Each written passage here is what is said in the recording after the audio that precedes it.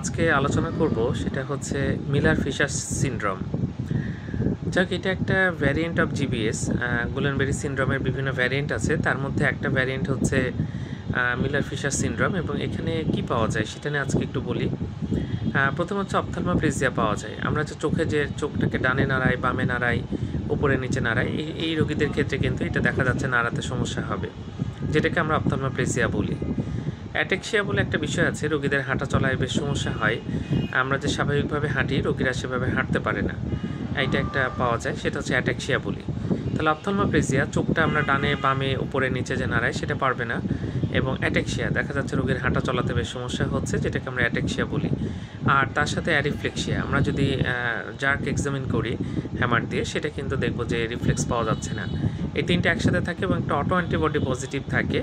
তো যাক, এরকম যদি হয় অবশ্যই একজন নিউরোলজিস্টের সাথে দেখা করবেন, নিশ্চয়ই আপনি কিছুটা হলে সমাধান পাবেন। ধন্যবাদ সবাইকে।